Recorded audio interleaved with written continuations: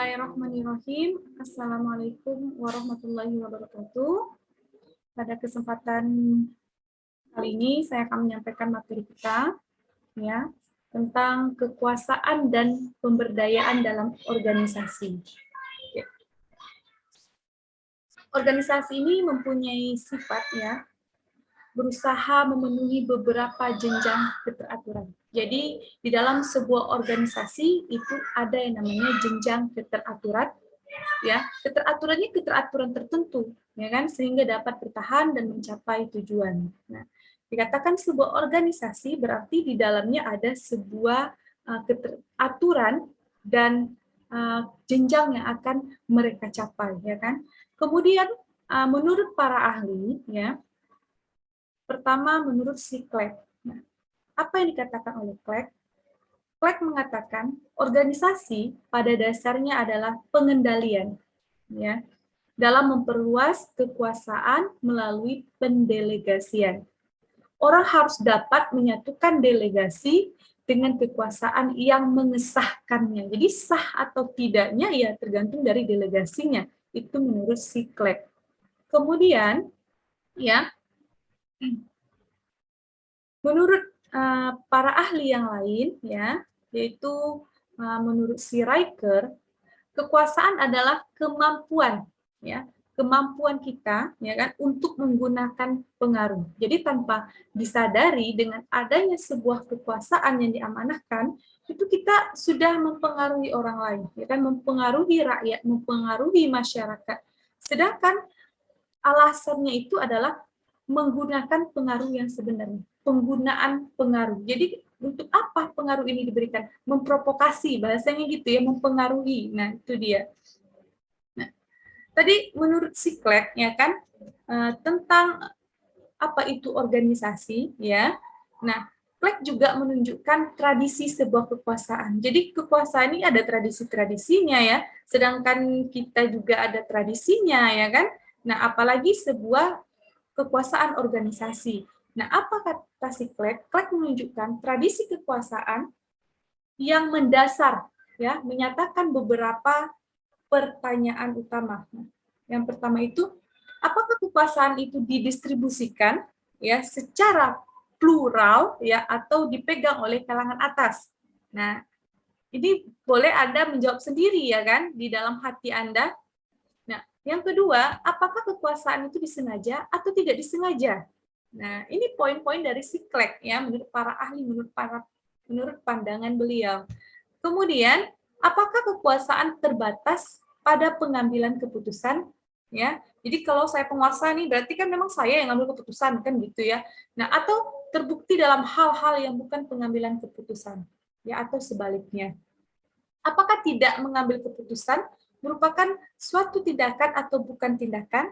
Nah, bisa lah ya dibayangkan ya, kemudian bisa Anda pikirkan, Anda fokuskan kemana ini arah pembicaraan yang saya sampaikan. Nah, apakah kekuasaan suatu kemampuan untuk bertindak atau pelaksanaan tindakan? Nah, ini poin-poin dari si Clegg. Nah, tadi sudah menurut si Riker, kemudian menurut Mintzberg, ya, Mintzberg. Nah, apa kata beliau? Dalam organisasi, ya, lebih baik bila perhatian kita ya dipusatkan kepada siapa yang memperoleh kekuasaan. Nah, jadi di dalam sebuah organisasi itu ya, kita tuh lebih baik perhatian, kita pusatkan perhatian kita siapa yang memperoleh kekuasaan ini. Nah, jadi kita ya udahlah terserah sajalah siapa aja yang jadi penguasa, ya kan? Yang jadi yang megang kekuasaan nggak bisa. Jadi kalau menurut si Mintzberg ini ya, nah siapa yang memperoleh kekuasaan, kapan diperoleh, ya jadi seperti Laswell ya, 5W tambah 1H ya kan. Nah, memperoleh kekuasaannya siapa, kapan, ya, bagaimana, dan mengapa memperolehnya, dan daripada membahas apakah kekuasaan itu. Nah, jadi yang dibahas di sini, kapan, di mana, mengapa dia, kenapa dia yang menjadi memegang kekuasaan ini. Nah, ada di situ kronologisnya. Nah, bukan kita sibuk membahas kekuasaan itu adalah, tidak itu. Nah, tapi yang dibahas adalah kronologisnya, mengapa dia, siapa dia, ya kan? Nah, itu dia. Itu menurut si Mintzberg. Kemudian, menurut si Boulding. Nah, apa kata si Boulding? Kekuasaan ya dalam arti luas akan sampai ke tingkat mana dan bagaimana. Nah, kita memperoleh apa yang kita inginkan. Jadi kalau si Boulding ini lebih kepada tujuan dan sasarannya, ya kan?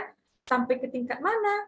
Kita sudah visi misi kita sudah sampai di mana ini, ya kan? Target kita sudah sampai di mana, ya kan? Sehingga kita memperoleh apa yang kita inginkan. Itu menurut si Boulding. Nah, kemudian kita membahas tentang gagasan tradisional, ya.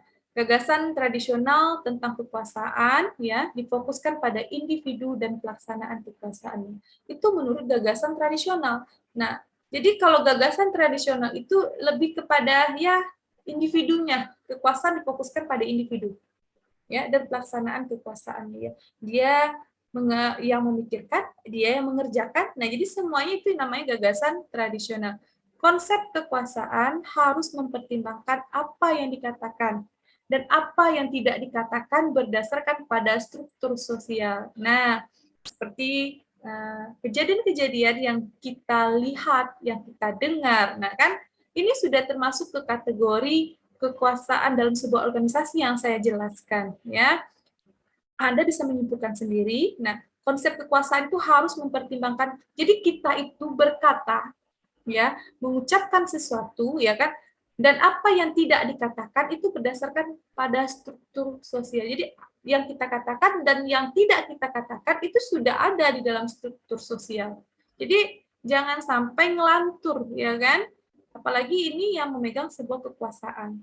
Oke. Yang memungkinkan pelaksanaan kekuasaan tersebut. Nah, itu yang dikatakan menurut para ahli juga, menurut Barat ya, namanya Barat dan Bachrach. Nah, jadi dua manusia ini. Oke, itu dia. Kemudian kita mata kuliah kita membahas tentang sebuah komunikasi organisasi. Berarti kan kita tidak lepas yang namanya dari sebuah atau unsur komunikasi. Nah, komunikasi itu dipandang sebagai mekanisme kekuasaan. Kan nggak mungkin yang megang kekuasaan itu mohon maaf gitu ya kan, disabilitas kata di sini adalah bisu gitu ya kan. Nah, otomatis dia akan berinteraksi ya kan dengan jajarannya, strukturalnya. Yang pertama, dalam konteks organisasi, ya, komunikasi digunakan untuk menentukan tujuan. Nah, jadi tujuan komunikasi itu apa dalam sebuah kekuasaan adalah menentukan yang namanya tujuan. Jadi dengan cara dikomunikasikan, ada aturannya, ya, serta perilaku dalam organisasi. Itu dia. Manusia memiliki kekuasaan, ya. Siapa sih yang memegang kekuasaannya? Manusia, tidak mungkin kan, mohon maaf gitu ya kan, binatang atau hewan. Nah, manusia memiliki kekuasaan melaksanakan melalui komunikasi dan menciptakan tindakan yang terorganisir. Nah, dengan adanya komunikasi ya kan, di sana bisa kita melakukan sebuah tindakan yang terorganisir, bisa mohon maaf gitu ya, Anda melakukan demo gitu ya kan, Anda kan bisa mengorganisir teman-teman Anda dengan cara apa? Berkomunikasi, ya kan? Kemudian berorasi setelah itu kan sudah terorganisir, ya kan? Tidak mungkin amburadul, ya kan? Tidak mungkin kacau balau. Nah, itu dia. Jadi itu fungsinya sebuah komunikasi dalam sebuah kekuasaan. Ya, kekuasaan di sini banyak, ya kan? Bukan hanya sebuah pemerintahan gitu kan, instansi, organisasi yang Anda geluti. Nah, itu juga termasuk ke dalam sebuah kekuasaan. Nah, komunikasi juga dipandang sebagai kekuasaan dengan beberapa alasan, ya kan? Kalau tadi komunikasi dipandang sebagai mekanisme, ya kan? Beda ya. Nah, komunikasi yang sekarang dipandang sebagai kekuasaan dengan beberapa alasan. Kemampuan untuk menentukan hasil, pengetahuan, keyakinan, dan tindakan. Jadi semuanya kita membutuhkan hasil dari sana. Seperti seluruh mahasiswa yang ada di Indonesia melakukan aksi, yang Anda inginkan adalah hasilnya, ya kan? Bukan hanya tong kosong saja, ya kan? Omong kosong saja, tapi ada hasil setelah Anda melakukan sebuah tindakan, ya kan? Nah, manusia bertindak berdasarkan informasi yang manusia bertindak, ya kan, berdasarkan informasi, ya kan, dan pilihan alternatif. Nah, Anda mendengarkan informasi baik dari sisi kanan, sisi kiri, sisi depan, sisi belakang. Nah, dengan alternatif inilah cara yang terbaik untuk mengaspirasikan suara, kan gitu ya. Nah, ini contoh lain ya. Kalau tadi kan itu contoh yang sekarang nyata kita alami gitu ya. Memberi kesempatan anggota membuat keputusan ya berdasarkan kriteria atau pedoman tertentu. Nah, ini dalam sebuah organisasi yang mungkin berjalan sudah 5 tahun atau 6 tahun gitu ya kan.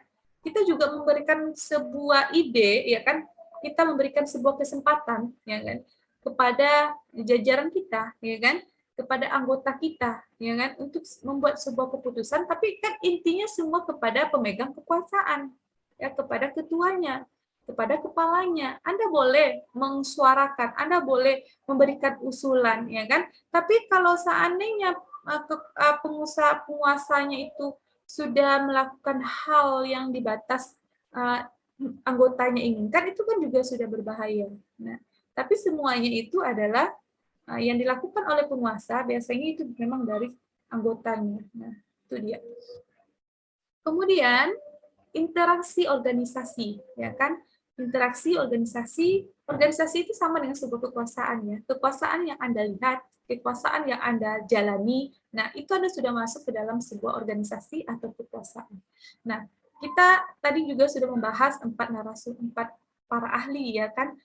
Yang pertama itu menurut si Clegg. Nah, kembali lagi, apa kata si Clegg lagi? Ya, Clegg menyatakan bahwa semua teori kekuasaan yang dapat diterapkan secara umum, jadi semua teori kekuasaan itu secara umum harus merupakan teori organisasi juga. Ya. Jadi kalau ada kekuasaan, berarti di dalamnya ada sebuah organisasi.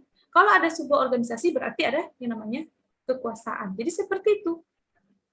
Sama, ya kan? Tidak ada berbeda. Jadi dalam sebuah organisasi itu pasti kekuasaan. Di dalam sebuah kekuasaan pasti ada yang namanya organisasi.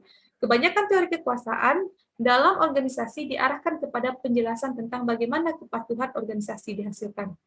Nah, kalau kebanyakan dari teori organisasi, ya kata si Clegg, ini kata si Clegg ya, dalam organisasi diarahkan kepada penjelasan. Jadi menjelaskan bahwasannya di dalam sebuah organisasi itu kita harus patuh, ya kan? Kekuasaan tidak direduksi menjadi agen manusia atau struktur semata-mata. Ya, jadi semua kekuasaan itu tertumpu kepada yang paling tinggi jabatannya. Nah, kemudian menurut si Balding, nah kalau kata si Balding, beliau menelusuri ada 3 jenis kekuasaan. Ada yang pertama destruktif. Nah, adalah kekuasaan yang mengancam ya dan kemampuan untuk menghancurkan. Nah, ini masuk kemana ini? Nah, sudah bisa ya ditebak gitu ya kan. Kemudian kekuasaan yang menghasilkan atau produktif. Nah, apa itu? Ya, bersifat ekonomik atau ekonomis. Ya kan, menghasilkan sebuah ekonomi ya kan, kebangkitan dalam bidang ekonomi dan meliputi kekuasaan untuk menghasilkan dan menjual. Jadi kita itu bukan hanya menerima barang dari luar saja ya kan, impor ya kan, tapi kita juga mengekspor ya kan. Tapi di sini jangan juga kelewatan ekspor gitu ya, sampai menghabiskan jatah untuk masyarakat, ya, untuk rakyat ya kan. Nah, mampu membuat sesuatu merupakan kekuasaan yang produktif. Ya, produktif di sini dipertimbangkan juga. Ini sudah balance belum? Sudah seimbang nggak untuk rakyat kita? Ya kan? Nah, sudah terbuka ya wawasannya ya. Nah, kemudian yang ketiga ada lagi kekuasaan integratif. Jadi ada 3 tadi ya. Yang pertama destruktif, yang kedua produktif, yang ketiga integratif. Mendorong kesetiaan, menyatukan orang-orang bersama dan mampu menggerakkan orang-orang ke arah tujuan bersama.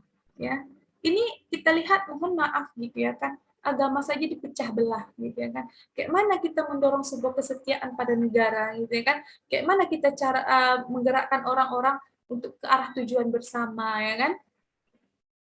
Boleh kita berbeda agama, tapi tujuan kita satu kan, ya kan, kedamaian, Bhinneka Tunggal Ika.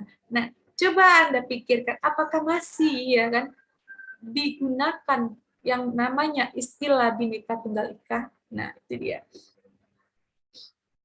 Jadi si Boulding ini, ya, beliau juga menulis sebuah tesis, ya kan, dengan judul tesisnya itu kekuasaan integratif diberi bentuk, ya. Jadi kekuasaan integratif itu diberi bentuk kekuasaan yang paling dominan dan nyata.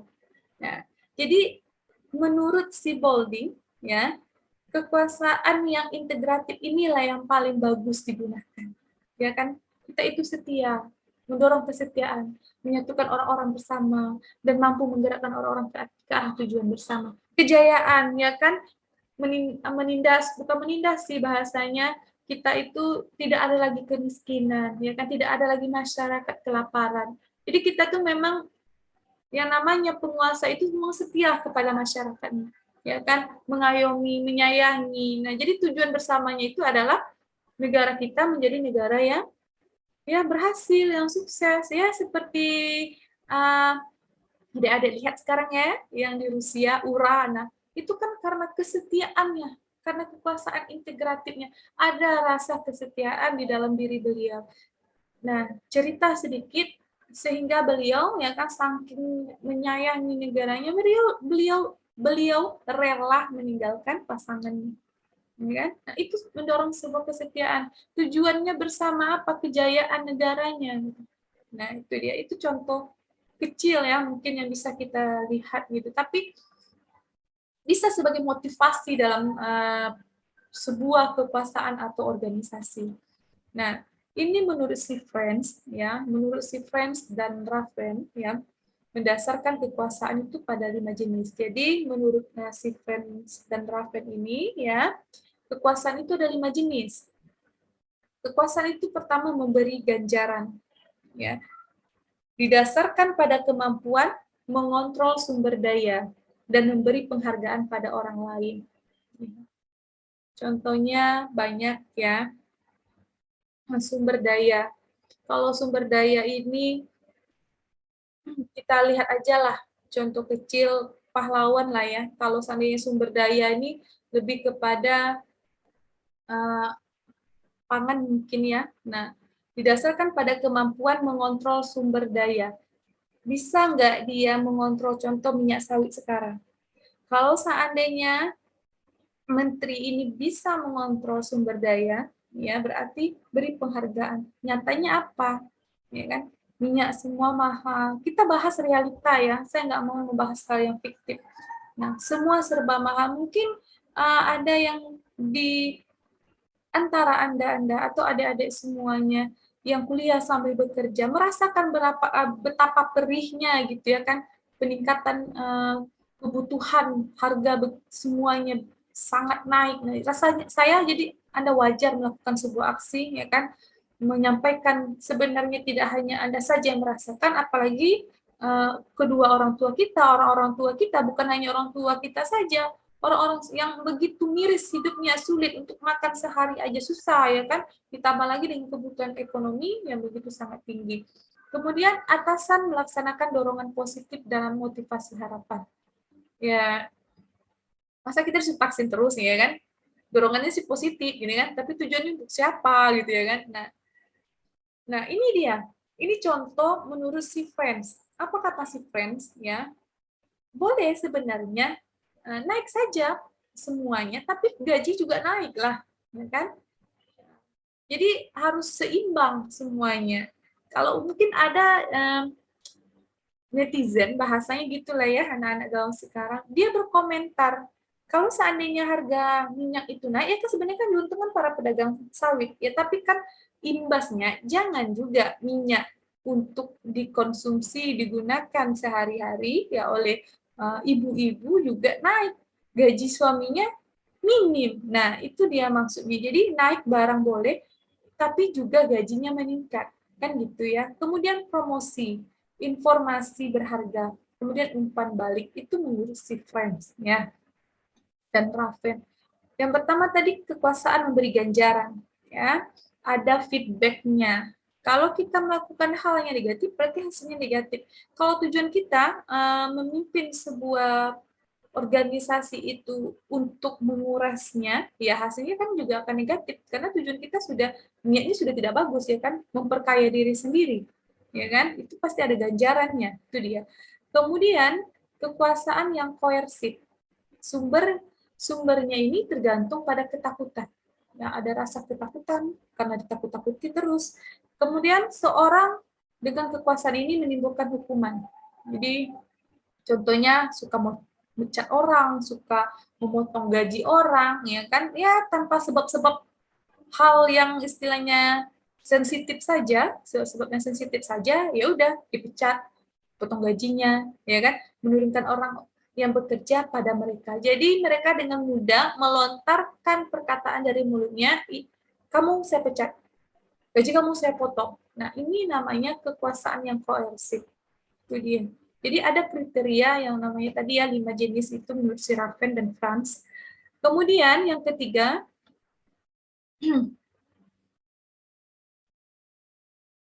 kekuasaan ya, maaf.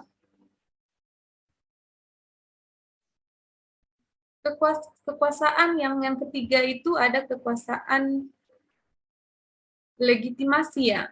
Nah, atau kekuasaan yang sah ya. Nah, hampir serupa dengan otoritas ya dalam posisi memberi reward. Jadi ini kekuasaan yang ada reward-nya, ya kan? Ada hasilnya. Kalau kamu sukses mengerjakan ini reward-nya. Ya, contohnya gelar, ya. Kemudian posisi tertua dalam keluarga, contoh seperti itu, pegawai dalam perusahaan. Nah, tidak tergantung pada hubungan dengan orang lain, tapi pada posisi, ya. Itu ada kenalannya, pasti gitu ya kan? Jadi kan dia sebagai duta gitu ya kan. Nah, itu peranan yang dimiliki oleh seseorang. Jadi tidak tergantung pada kepribadian mereka. Jadi sini tidak ada unsur kekeluargaan, ya kan? Tidak tergantung pada kepribadian atau bagaimana mereka mempengaruhi, tidak. Ya, kekuasaan yang baik atau kekuasaan yang diberikan sebuah reward itu, ya, tergantung dari hasilnya, dari posisinya. Jadi kalau dia melakukan sesuatu yang berprestasi, diberikan reward-nya. Ya, tapi yang positif lah. Ya masa menjual vaksin banyak bisa diberikan reward juga ya kan? Kekayaannya untuk dia gitu ya. Nah, kalau Anda kuliah ya kan, atau Anda sedang S3, dapat gelar kan? Jadi dokter. Karena Anda apa? Sudah menyelesaikan tugas akhir Anda, yaitu namanya disertasi. Jadi seperti itu. Nah, kemudian yang keempat, ya. Jadi kembali lagi ya, yang ketiga tadi, atau legitimasi, kekuasaan legitimasi itu bahasanya, ya. Sumber utamanya itu pertama adalah nilai budaya yang kuat di masyarakat. Ya, jadi kita lihat aja lah masyarakat kita budayanya seperti apa, ya, baik itu sebuah organisasi maupun sebuah kelompok, ya. Kemudian struktur sosial yang diterima, kemudian tujuan sebagai agen representatif, ya, atau kelompok berkuasa. Nah, contoh pimpinan yang dipilih dari serikat kerja atau komisi manajemen. Ya, Anda sama dengan sebuah partai juga, ya kan? Aku kenalnya partai Golkar gitu ya kan, ya ada pilih partai Golkar. Nah, jadi karena budaya orang-orang zaman dulu pasti Anda tanya, boleh Anda tanya sama orang tua Anda. Yang mereka ketahui itu partai apa sih? Diketahui oleh orang tua kita pasti Golkar rata-rata ya kan. Ya. Kemudian yang terakhir ya, bukan yang terakhir sih, yang keempat ya. Tadi kan ada 5 sebenarnya, ini yang keempat ya.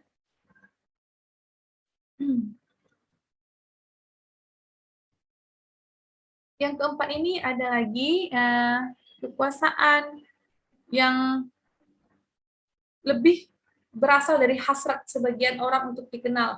Nah, preference, ya, ingin dikenal tanpa mempedulikan hasil.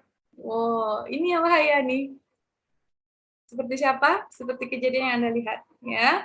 Dia ingin dikenal, tapi nggak ada hasilnya, nggak ada hasilnya.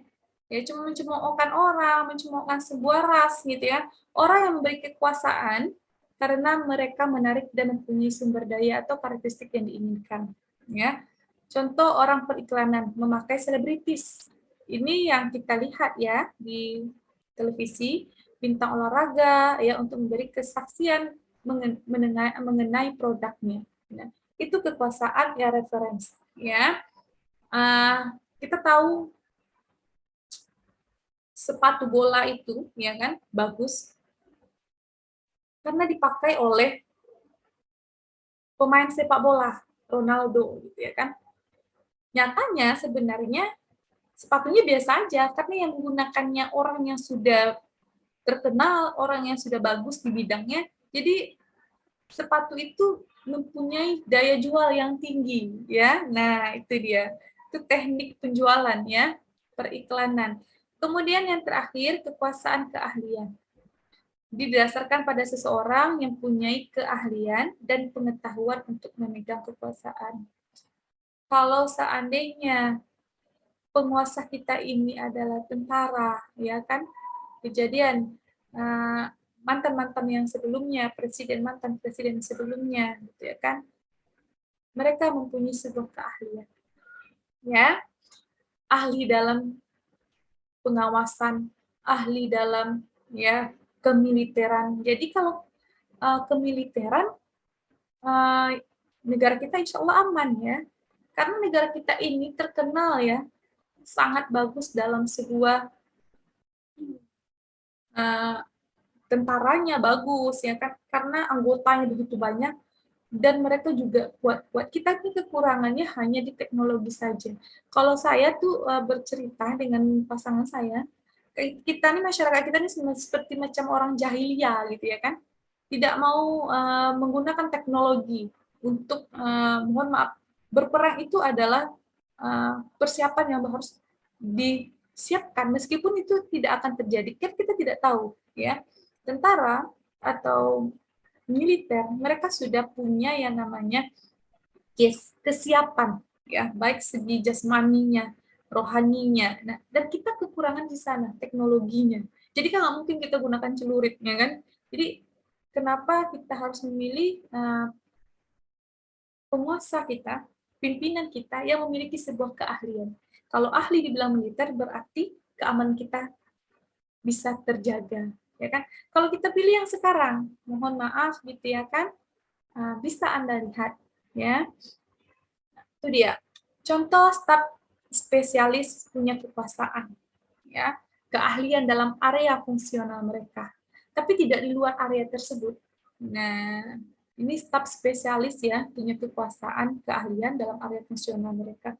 Sama seperti dokter spesialis gigi, kasih spesialis bedah. Kan nggak keahliannya. Nah, itu dia maksudnya. Jadi kita itu berkuasa ya sesuai dengan keahlian kita. Itu dia.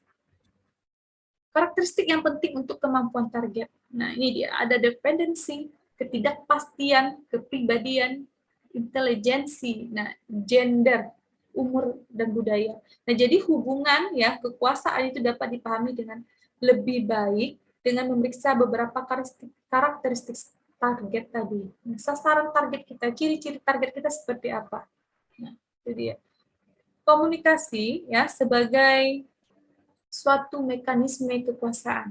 Nah, yang pertama itu otomatis keefektifan, efektif. Ya, komunikasi kita harus efektif, ya, yang sah. Amat tergantung pada bagaimana orang-orang mengemukakan jabatan dan hak-hak mereka. Itu dikatakan komunikasi yang efektif. Mohon maaf, kalau mereka anggota DPR, ya, fungsi mereka apa? Kekuasaan mereka, tupoksi mereka apa? Ya kan? Jadi mereka mengemukakan jabatannya itu serta hak-hak mereka apa. Apa yang mereka bekerja, apa yang mereka harus kerjakan. Ya, contoh seperti itu. Hal yang hampir sama berlaku pula untuk kekuasaan yang referen. Orang yang memihak ya, kepada dan mengikuti orang lain, terutama melalui sesuatu yang telah dibicarakan. Yang namanya, Anda suka dengan seseorang, ya kan? Idola Anda, ya Anda pasti mengikuti dia jadinya, ya kan? Karena Anda mereferensikan dia, meniru dia, gitu. Itu dia dikatakan kekuasaan referensi. Anda mohon maaf, Anda suka mantan-mantan presiden sebelumnya, gitu ya kan? Berarti Anda punya referensi terhadap dia. Itu dia. Dampak komunikasi pada kekuasaan, ya, ahli dikomunikasikan yang baik. Nah, jadi apapun dampak komunikasi pada sebuah kepada sebuah kekuasaan, ya, itu harus didokumentasikan dengan baik. Nah, jadi dampak komunikasi di sini yang namanya dampak itu kan ada negatif dan positif. Dampak itu bukan hanya negatif saja ya, yang namanya efek itu bukan hanya positif saja atau hanya negatif saja. Nah, apapun semua dampaknya harus didokumentasikan. Di situ jelas semuanya, ada sejarahnya. Ya, kenapa kita bisa melihat sejarah yang sudah lama, ya kan? Kita bisa mengulang kembali karena ada dokumentasinya. Baik itu dalam sebuah bentuk video maupun dalam sebuah tulisan. Dalam konteks organisasi, ya, komunikasi digunakan untuk menentukan norma. Makanya sebuah aturan itu dia harus diungkapkan, ya. Kalau mengambil keputusan itu harus diberitahu, ya. Kemudian tujuan dan perilaku sebuah organisasi. Kalau mereka melakukan kesalahan, dia dihukum. Kita di sini punya tujuan, ya kan? Ya kita nggak tahu kalau seandainya ada fraksi-fraksi, kita nggak tahu ya. Nah, kemudian organisasi dapat dipandang sebagai suatu sarana kekuasaan. Ya, dengan adanya sebuah organisasi, orang bisa berkuasa. Ya, ya organisasi yang mohon maaf yang sekarang adik-adik geluti gitu ya kan, berarti kan di sana ada unsur sebuah kekuasaan, ada pimpinannya, ya, ada sekretarisnya, ada wakilnya, ada sekretarisnya, dan ada jajarannya, kan seperti itu. Manusia memiliki kekuasaan, ya, melaksanakan melalui komunikasi. Ya, kita semua punya kekuasaan. Dengan cara apa? Dikomunikasikan, ya. Melaksanakannya itu dengan berkomunikasi, bukan diam. Anda mau mengambil keputusan, Anda ingin menegur, dikomunikasikan, dibicarakan. Kalau tidak suka bukan langsung dipecat, ya, atau diturunkan, atau digulingkan, atau tapi dibicarakan, ya. Dan dengan demikian menciptakan tindakan yang terorganisir. Ada alur-alurnya. Anda tidak suka dengan saya, contoh gitu ya, nah, salah dengan saya, dengan teman Anda, itu kan Anda nggak mungkin langsung menyampaikannya dengan bahasa yang kasar, ya kan? Nah, itu kan tidak ada attitude, ya. Ingat, kita ini siapapun Anda itu sudah ada jiwa kepemimpinannya, ya. Jadi semua itu harus dibicarakan secara baik-baik melalui sebuah komunikasi. Itu gunanya belajar komunikasi. Ya, kalau orang-orang dulu apa sih namanya komunikasi? Nah, itu dia cara berkomunikasi kita di dalam sebuah perkuliahan itu akan ditata dengan baik. Ya, kenapa ada orasi? Orasi itu mereka sudah belajar yang namanya menyampaikan dengan kalimat-kalimat yang sudah membujuk orang lain, ya kan, yang sudah ditata dengan rapi, yang sudah diulang dan diperbaiki kalimatnya dengan baik. Nah, itu dia. Komunikasi sebagai kekuasaan. Ingat, ya, ketika Anda diiming-imingkan, ya kan, ini akan ada yang namanya bla bla bla gitu ya kan. Nah, tanpa disadari dengan mengatakan, ya kan, dengan mengucapkan hal demikian bisa menduduki sebuah kekuasaan. Ingat kuncinya dari apa tadi? Iming-iming saja, ya kan? Ada kan nyanyinya iming-iming, ya kan? Nah, dalam pengertian objektif, ya, apa yang diketahui manusia tentang dunia nyata, ya, datang kepada mereka melalui suatu penyaring, filter atau realitas sosial. Nah, ini menurut objektifnya. Jadi ada subjek, predikat, objek, ya. Jadi objeknya pemimpin ke rakyat. Jadi rakyat itu hanya melihat dari sebuah realitas sosial saja, ya, tentang dunia nyata ini. Kemudian mengendalikan komunikasi adalah memutuskan. Ya, kalau Anda bisa mengendalikan sebuah komunikasi, berarti Anda bisa memutuskan, ya kan, apakah dunia ini dan bagaimanakah seharusnya manusia berperilaku. Anda bisa mengontrol manusia, jadi itu ibaratnya robot. Manusia itu seperti robot. Ya, organisasi dipertahankan bersama-sama oleh suatu sistem lambang. Anda menggeluti sebuah organisasi, ada lambangnya kan? Nah, begitu juga, tidak hanya dalam sebuah organisasi yang Anda geluti, dalam partai-partai pun Anda juga melihat, ya, fraksi-fraksi lain pun juga Anda melihat, ya, pasti ada yang namanya lambang, itu kan ciri khas, ya kan, yang susunannya dilahirkan oleh lambang. Mereka dilahirkan oleh lambang itu memiliki arti bagi mereka, ya, itu dia. Ini menurut si Berger dan Luckman, ya, menyatakan bahwa struktur sosial bergerak dari inilah yang kami lakukan, ya, kata si burger ya, sampai inilah cara yang sebenarnya. Apa yang harus kita lakukan? Apa yang sebenarnya yang terjadi? Kalau kita menginginkan sesuatu, ya kan, kita lakukan itu. Nah, Anda sudah berusaha, ya kan? Nah, dan inilah yang sebenarnya ingin saya cari. Contoh yang Anda lakukan sekarang, gitu ya. Anda melakukan itu, Anda ingin sebuah hasil. Ini yang sebenarnya ini sebenarnya yang Anda inginkan. Gitu. Ada sesuatu yang sudah tercapai, ada yang belum. Nah, tapi setidaknya sudah 50-50. Oke. Komunikasi adalah kekuasaan karena kemampuannya untuk menentukan hasil-hasil. Kalau semua kita bungkam, ya kan, kita kan tidak tahu, ya kan, akan sampai di mana nanti ini, ya. Jadi dengan adanya sebuah komunikasi, ya, kekuasaan karena kemampuan untuk menentukan hasil. Jadi ada hasil dari sebuah komunikasi. Ya, mudah-mudahan dengan aksi Anda semuanya, ya, teman-teman Anda, ya, yang seperjuangan membuahkan sebuah hasil, ya. Kami sebagai ya pendidik yang mendoakan yang terbaik, gitu kan. Apapun itu yang Anda lakukan, yang penting tetap menjaga diri kita, ya, menjaga teman kita, ya kan, terutama ya kita harus mengingat kedua orang tua kita kan, gitu dia. Nah, jadi itu menurut si Berger. Kemudian jenis aturan apa yang mengatur perilaku, ya, yang terdapat dalam organisasi.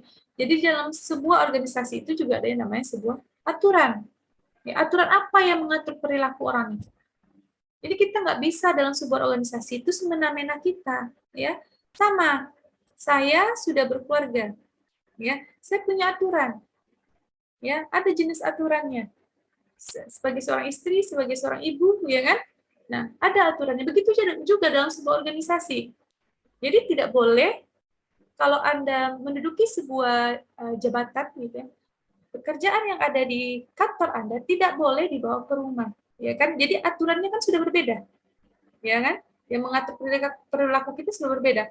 Anda di rumah sebagai contoh, kalau laki-laki, Anda di rumah sebagai kepala keluarga, kalau di luar rumah, Anda itu sebagai bawahan, bisa jadi seperti itu ya. Jiwa itu tidak boleh Anda bawa ke rumah. Nah, itu dia. Karena kan aturannya berbeda lagi. Nah, topik-topik percakapan atau pernyataan tertentu mungkin tidak diakui sebagai objek wacana yang sah. Nah, kemudian aturan memutuskan siapa yang diizinkan berbicara dan menulis sesuai dengan otoritas dan jenis wawancara yang tepat. Nah, itu menurut si Berger tadi ya. Kemudian menurut si Kanungo ya, pemberdayaan dapat ditinjau. Ini ada pemberdayaan ya tentang sesuatu itu bisa berjaya ya dengan sebuah pemberdayaan menurut aspek relasional, relasi ya.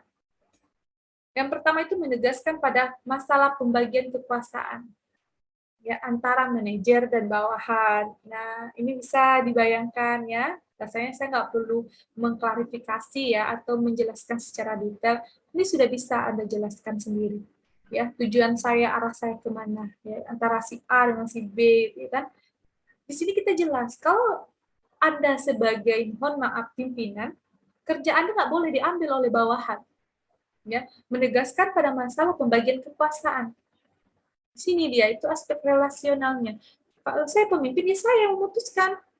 Nggak boleh. Walaupun jabatan, kalau dulu kan, mohon maaf ya, keputusan pada MPR. Sekarang kan sudah presidensial, sudah terpusat. Nah, tidak boleh bawahan, ya kan, yang memutuskan tidak, tetap atasan. Jadi salah atau tidak, tetap yang salah atasan. Ya, jadi seperti itu.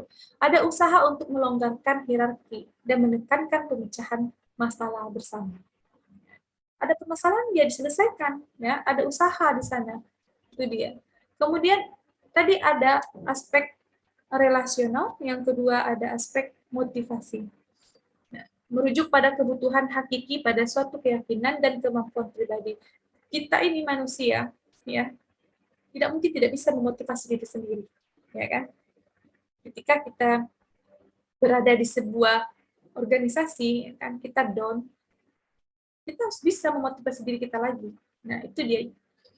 Kebutuhan kita di situ dibutuhkan orang. Adapun permasalahan harus bisa diselesaikan. Melalui teknik ini, pegawai merasa memiliki kekuasaan. Jadi merasa setiap pekerjaan Anda itu adalah tanggung jawab Anda. Ya, itu motivasi Anda sebagai wakil. Ingat, motivasi diri kita. Ya, bahwasannya Anda mempunyai tugas yang sangat luar biasa, ya kan? Yang diamanahkan oleh pimpinan Anda. Nah, jadi seperti itu. Sama seperti Anda mahasiswa sekarang, malas Anda, rajin Anda, itu diri Anda yang memotivasi. Begitu juga dalam sebuah kekuasaan organisasi. Jadi ada namanya aspek relasi, ada aspek motivasi. Ya kalau motivasinya pimpinannya rajin motivasi terus ya nggak masalah. Ini kalau pimpinannya kebalikannya, ya kan peduli tidak. Ya, gitu. Jadi mempercayai kemampuan setiap orang yang mencangkup kebutuhan dan hak setiap orang untuk merasakan bahwa dirinya mampu berprestasi negatif. Saya yakin kamu bisa, ya kan? Pekerjaan kamu ini sangat bagus. Itu bisa disampaikan oleh atasan Anda, teman sejawat Anda, ya, dalam sebuah organisasi atau dalam sebuah kekuasaan. Nah, itu dikatakan dengan aspek motivasi. Diberdayakan dalam organisasi berarti mengetahui argumentasi yang diterima serta cara-cara yang diterima untuk menggunakannya. Jadi kalau kalimat pemberdayaan tadi ya terkait masalah pengenalan kondisi, ya, yang membangkitkan perasaan tidak berdaya. Banyak yang seperti itu ya. Jadi pemberdayaan itu bahasanya berdaya atau tidak ini orang gitu ya kan, berdaya atau tidak ini sebuah organisasi, yaitu dilihat dari sebuah kebangkitan perasaan, ya, membangkitkan perasaannya dulu. Manusia merasa tidak berdaya bila tidak memiliki ya akses terhadap informasi. Nah, Anda kalau gaptek, ya kan, berbahaya. Anda tidak berdaya, Anda bisa dilumpuhkan, ya kan? Atau bahasanya dengan mohon maaf gitu ya kan, masih ada suku-suku primitif, ya masih ada suku-suku yang tidak mau menerima teknologi, tapi mereka ya tadi Anda akan diberdaya, perasaan Anda tidak berdaya jadinya. Nah, manusia berasa tidak berdaya bila tidak memiliki akses terhadap informasi yang mempengaruhi pekerjaan dan kesejahteraan. Nah, kenapa? Mohon maaf gitu ya. Negara-negara yang sukses itu, negara-negara yang berhasil itu, ya kan tadi teknologi bekerja sama, ya manusia bekerja sama dengan teknologi, saling membutuhkan, ya kan? Jadi ya menjadikan negara-negara yang maju, ya kan, yang sukses, yang berhasil. Nah, itu dia materi saya tadi, ya, tentang kekuasaan organisasi, ya, kekuasaan dan pemberdayaan dalam organisasi. Jadi terakhir, itu sudah materi terakhir ya. Ada tugas yang ingin saya sampaikan kepada adik-adik semuanya. Tugas ini paling akhir, paling lambat itu dikumpulkan Selasa depan. Ya.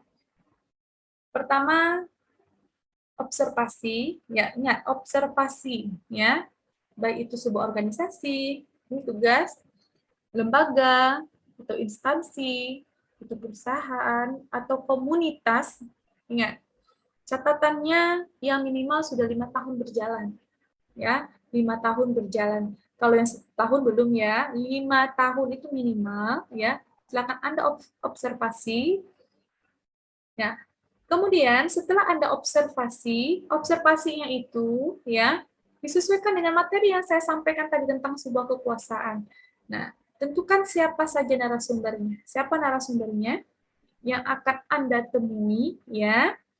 Dan kemudian Anda juga buat poin-poinnya ya untuk panduan wawancara. Ya, istilahnya tuh naskahnya ya, persiapan-persiapan yang harus dilakukan sebelum wawancara apa dulu. Ya, briefing kah, jumpai dulu, ya kan? Nah, pertanyaan semuanya berkaitan dengan materi yang saya sampaikan tentang sebuah kekuasaan. Ya. Boleh Anda tanya, bagaimana pendapat Anda tentang 3 periode? Boleh seperti itu, silakan. Ya, itu hak Anda. Yang penting tidak keluar dari ranah materi yang saya sampaikan.